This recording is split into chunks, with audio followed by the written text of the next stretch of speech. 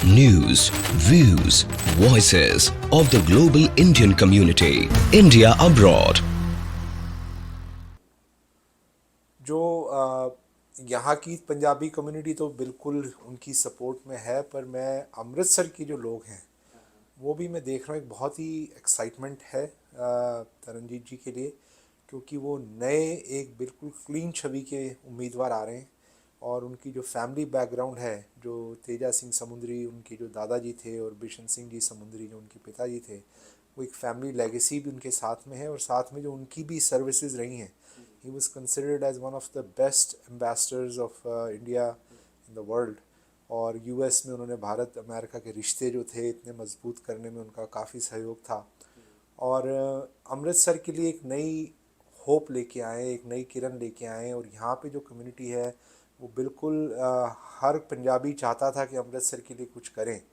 पर तरनजीत के वहाँ जाने से एक लिंक बन गया है कि हाँ, कोई है वहाँ जिसके साथ हम रिलेट कर सकते हैं और हम वहाँ पे कुछ इन्वेस्ट भी कर सकते हैं, हम अमृतसर के लिए कोई डोनेट भी कर सकते हैं।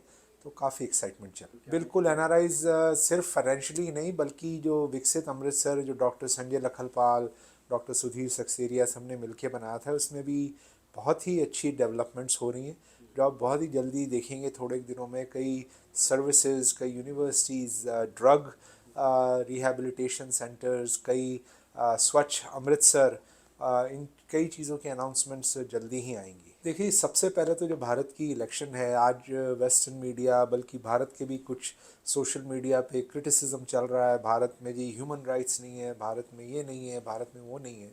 पर मैं समझता हूँ ये जो एक्सरसाइज हो रही है, दुनिया की सबसे बड़ी जो डेमोक्रेटिक एक्सरसाइज हो रही है, ये पूरी दुनिया के लिए एग्जाम्पल सेट कर रही है। 97 करोड़ लोग वोट डाल रहे हैं, अपनी डेमोक्रेसी का एक्सरसाइज कर रहे हैं। और in such a large country with so many different parties, with so many different candidates, और इसको करना कोई आसान काम नहीं है। और रूरल एरियाज़ में जाके, जहाँ पे अभी तक बहुत मुश्किल है जाना, वहाँ पे भी इलेक्शंस हो रही हैं।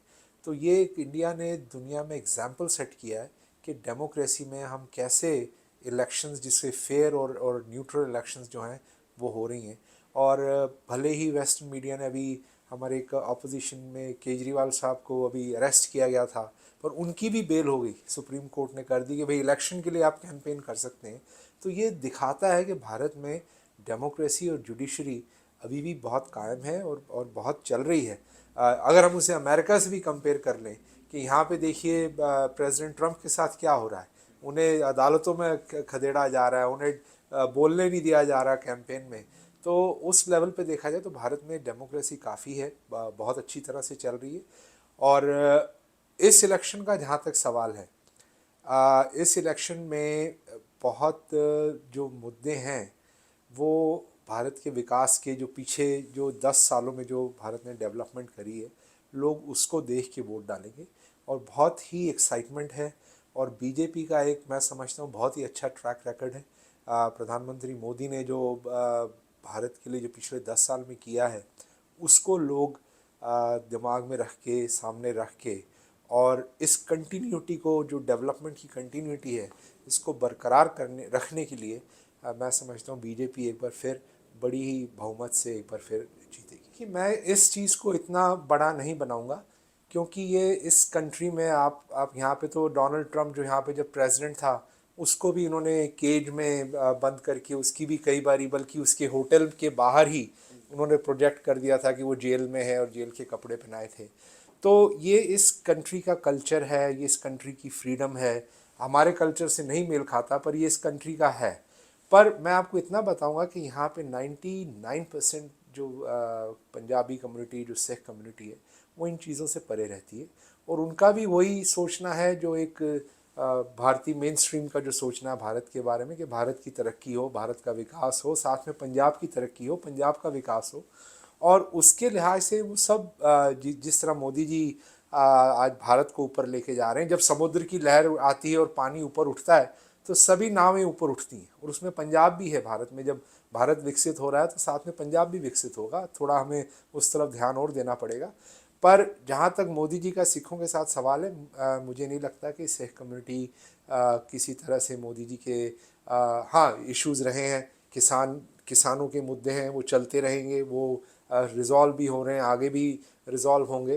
पर जिसे कहा जाए कि मोदी जी ने सिख कम्युनिटी के साथ और सिख कम्युनिटी ने भी मोदी जी के साथ बहुत साथ दिया है। इमरजेंसी के दौर में जब मोदी जी परेशानी में थे तो पंजाब में जाके वो सिखों के साथ रहे थे, वहाँ पे उन्होंने पनाह ली थी पंजाब में।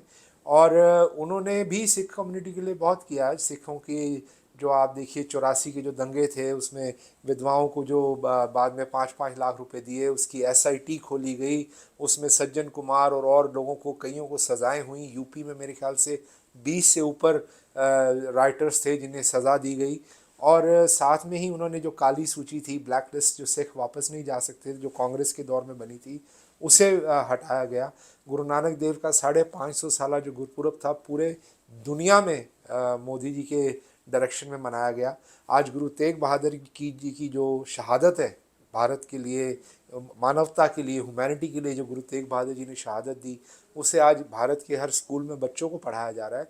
और जो 4 साहबजादे, जो हमारे साहबजादे थे जिन्होंने शहीद दी पाई थी, उनके आज शहीदी के दिन जो है वो पूरे भारत में मनाए जाते हैं। और ये एक रिलेशनशिप है जो मैं देखता हूँ कि मोदी जी ने एक बहुत ही स्ट्रॉन्ग रिलेशनशिप कम्युनिटी के साथ क्रिएट की है।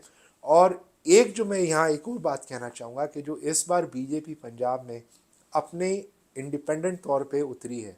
आज पंजाब में हर सीट पे बीजेपी जो है वो अपने उन्होंने कैंडिडेट्स लड़ रहे हैं। इस बार भले इतने अच्छे रिजल्ट्स ना आए, पर फ्यूचर में बीजेपी हैज़ एंटर्ड पंजाब, और धीरे धीरे मैं समझता हूँ अगली चुनाव तक BJP will be in a very very strong position in Punjab. जी, मैं बिल्कुल ये चाहूँगा कि एक तो सिखों की वो भावनाओं को वो समझते हैं, पर सिखों की भावनाओं को और समझें। पंजाब में जो कर्ज़ा चढ़ा हुआ है उसे ध्यान दें, कर्ज़े को माफ़ किया जाए। पंजाब में इंडस्ट्रीज़, इन्वेस्टमेंट्स जैसे गुजरात में आई हैं और स्टेटों में आई हैं, उस तरह पंजाब में भी सेंटर की गवर्नमेंट ध्यान दे, कर्ज़े माफ़ किए जाएं। युवा के लिए, जो हमारा यूथ है, उनके लिए यूनिवर्सिटीज़ और जो वहाँ की नीड्स हैं उनकी तरफ ध्यान दिया जाए। और जो कई सिखों की जो अभी कई उनकी जो भावनात्मक जो मांगे हैं, जैसे कि हमारे बंदी सिख हैं जो कि बहुत लंबी सज़ाएं काट चुके हैं, उन्हें रिहा किया जाए। जो 84 की टाइम से या उसके बाद से आज 25-25 साल की सज़ाएं काट चुके हैं, उन्हें उन्हें सेंट्रल गवर्नमेंट असिस्ट करे। और इस तरह की जो कई चीज़ें हैं वो हम आगे भी हम बीजेपी की सरकार से इसके बारे में बातें करते आए हैं। कई हमने बहुत सारी हमारी बातें मानी भी हैं सरकार ने। कुछ आर्टिकल 25B का एक मसला है जिसे बड़ा ही माइनर सा चेंज चाहिए। आनंद कारज एक्ट है सिखों का, ताकि सिखों को जो है वो और ज़्यादा भारत में जितना योगदान सिखों का है, उन्हें ऐसा एक फीलिंग भी आनी चाहिए कि भाई बिल्कुल हम भारत के साथ हैं और हमेशा भारत हमारे साथ है। और ये सिख और भारत जो है वो एक अभिन्न रिश्ता है जो हमेशा बना रहे, और इसे हम और मजबूत करेंगे। अगर मोदी जी की सरकार आती है तो हम फिर मोदी जी के साथ काम करेंगे और इस रिश्ते को और मजबूत करेंगे।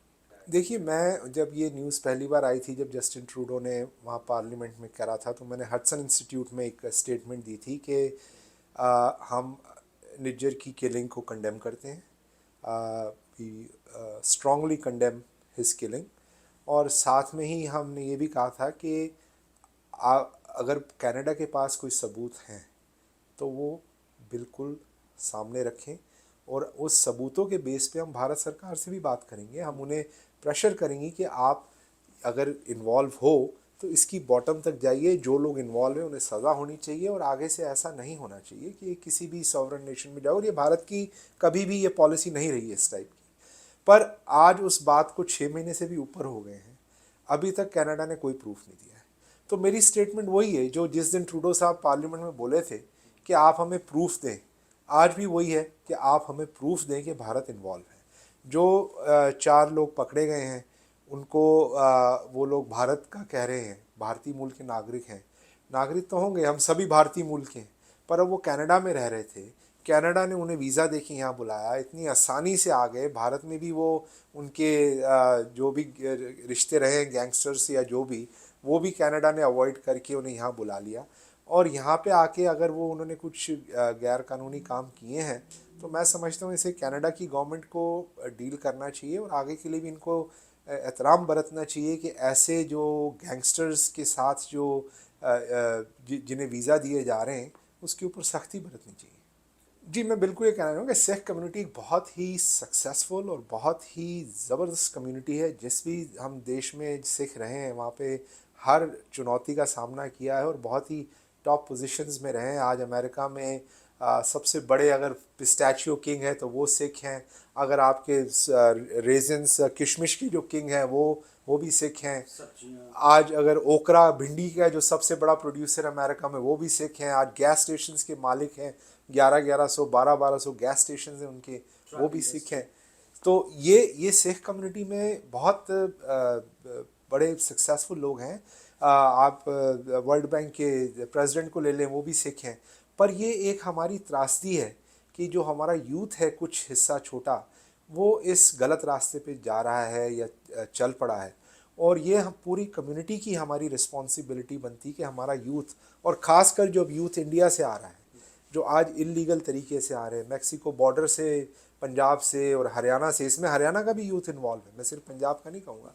जो इलीगल यूथ आ रहे हैं उन्हें अब यहाँ पे इतनी अपॉर्चुनिटीज़ नहीं है जो पहले होती थी, और वो फिर इन गलत चीज़ों में पड़ रहे हैं, ड्रग ट्रैफिकिंग में, और जो ट्रकिंग बिजनेस में उन्हें फिर यूज़ किया जा रहा है गलत तरीक़ों में। तो मैं यहाँ पे अपनी ऑर्गेनाइजेशन की तरफ से और कम्युनिटी की तरफ से मिल के ये कोशिश करेंगे कि हमारा जो यूथ आ रहा है उन्हें यहाँ अपॉर्चुनिटीज़ दी जाए, लीगल काउंसलिंग दी जाए, लीगल एड दी जाए जब वो भारत से आते हैं। क्योंकि जब वो इलीगल होते हैं उनके पास कोई सपोर्ट नहीं होती, और उस टाइम इन गलत रास्तों पे जाने का बहुत ही एक आसान सा ये एक जिसे कहते हैं ना एक वो फंदा पड़ा होता है जिसमें वो फंस जाते हैं। और मैं यही कम्युनिटी ने कहूँगा कि यहाँ पे बजाय हम यहाँ पे अपनी अभी जो रिसोर्सेज हैं उसे हम खालिस्तान की भी लगाएं या ये प्रोटेस्ट करें इधर, पहले हम अपने यूथ को बचाएं जो यहाँ आ रहे हैं, ताकि हमारी कम्युनिटी स्ट्रांग हो। बट वो बहुत ही छोटा सा तबका है। बिल्कुल, वो बहुत छोटा तबका है। वो मेजॉरिटी जो सिख हैं यहाँ पे बहुत ही सक्सेसफुल और बहुत ही एक एग्जाम्पलरी कम्युनिटी के रूप में अमेरिका में देखे जाते हैं, कनाडा में देखे जाते हैं। और एक छोटा सा तबका है जिसे हमें हेल्प करना है। जैसे पंजाब में आप बात कर लीजिए कि छोटा सा एक यूथ का तबका है जो कि ड्रग्स में इन्वॉल्व हैं, ड्रग एडिक्ट्स हो गए, पर वो ऐसे लगता है कि पूरा पंजाब ही ड्रग एडिक्ट हो गया, जो कि सच नहीं है। ऐसे ही यहाँ पे भी है, और हम सब कम्युनिटी मिल के हमारे यूथ को सपोर्ट एक्सटेंड करेंगे, रिसोर्सेज देंगे, ताकि वो यहाँ पे आके सक्सेसफुल हो सके। और ये मैं सिर्फ सिख या पंजाबी कम्युनिटी के नहीं, मैं हर कम्युनिटी के लिए जो भी हमारे भारत से यूथ आते हैं उनके लिए हम ये सपोर्ट दें।